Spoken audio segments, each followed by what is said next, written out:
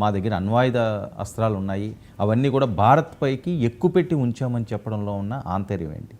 ఎవరిని బెదిరిస్తున్నారు? నిజంగా భారత్ కథన రంగంలోకి దిగితే పాకిస్తాన్ తట్టుకోగలదా? ఇవన్నీ చర్చతో ఈనాడు ప్రైమ్ డిబేట్లో మనతో పాటుగా చర్చలో పాల్గొంటున్నారు కర్నల్ వివి రావు గారు, రిటైర్డ్ కర్నల్, మనతో పాటుగా లైవ్లోకి అందుబాటులోకి వచ్చారు.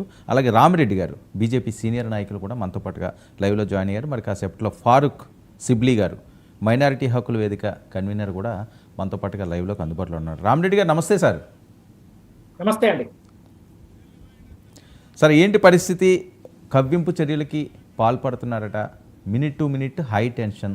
చైనా కూడా సపోర్ట్ చేస్తామని హామీ ఇచ్చిందని వస్తున్న వార్తల నేపథ్యంలో భారత్ ముందున్న లక్ష్యాలు ఏంటి?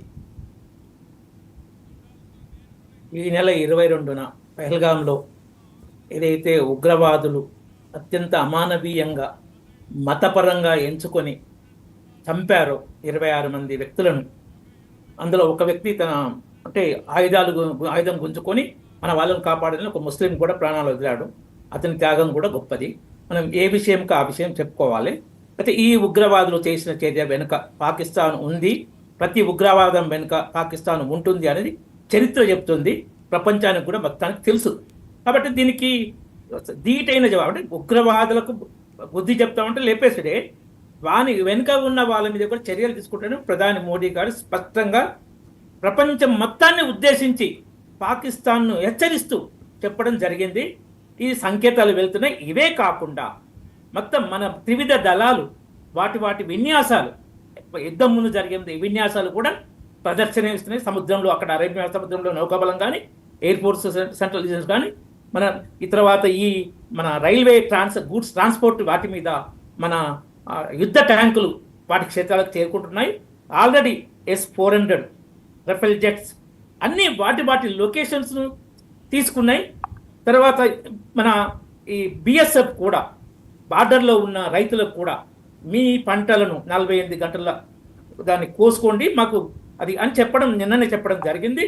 ఇవన్నీ మనం అంటే పాకిస్తాన్ మళ్ళీ వాటి చరిత్రలో అట్లీస్ట్ ఒక శతాబ్ద కాలం మన మీద ఎలాంటి ఉగ్రవాద చర్య కానీ ఇంకే చేయకుండా బుద్ధి చెప్పే స్థాయిలో ఈ చర్య ఉంటుంది అని ప్రభుత్వం సంకేతం ఇచ్చింది.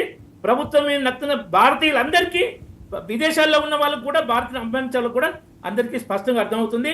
ఇక చైనా కూడా ఒక ప్రకటన ఏదో చేసింది, చర్చించుకోండి, ఒక కమిషన్ వేయండి, నిజాలు తెలుసుకోండి అని డ్రామా ప్రకటన చేసింది. కానీ అదేంటంటే జస్ట్ నేను ఇండియా దిక్కులేము, పాకిస్తాన్తో మేము ఉన్నాము అనిపించుకునే ప్రయత్నంలో భాగం తప్ప, ఎందుకంటే దాదాపు 7-8 సంవత్సరాల క్రితం డోక్లా మనది కాదు, భూటాన్లో ఉన్న అది ట్రై జంక్షన్, ఆ భూటాన్లోనే ఒక మిస్అడ్వెంచర్ చేసి చైనా, అప్పటికి ఇంకా మనం మోడీ నాయకత్వంలో వచ్చి 3 సంవత్సరాలు కాలే అనుకుంటా, 3 సంవత్సరాలు అయింది.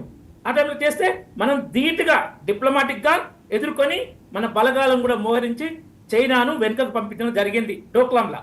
తర్వాత గల్వాన్లో కూడా చైనాకు అదే రీతిగా బుద్ధి చెప్పడం జరిగింది. ఇప్పుడు మన అమెరికా గత దశాబ్ద కాలంగా మనతో ఉన్న ట్రంప్ మధ్యన 4 సంవత్సరాలు బైడెన్ పీరియడ్లో కొంచెం కుతంత్రాలు చేయడం జరిగింది మోడీ ప్రభుత్వానికి వ్యతిరేకంగా. ట్రంప్ అధికారంలోకి వచ్చినాక మళ్ళా ప్రో ఇండియా, యాంటీ చైనా విధానాలు స్పష్టంగా ఉన్నాయి. ఇజ్రాయెల్ గత దశాబ్ద కాలంగా మనతో ఉంది. రష్యా కూడా మనతో అద్భుతమైన ఫ్రెండ్షిప్ ఉంది. ఈ రష్యా చైనా ఉండంగా, రష్యా అమెరికా మనది ఉండంగా చైనా మిస్అడ్వెంచర్ చేయదు. అది చేస్తే దానికి ఏం చేయాలో ఈ 3 దేశాలు మాట్లాడుకుంటాయి. కాబట్టి దాని గురించి కొంచెం ఆలోచన చేయాలి, కానీ భయపడాల్సిన అవసరం లేదు, వెనుకకు పోవాల్సిన అవసరం అయితే అసలే లేదు.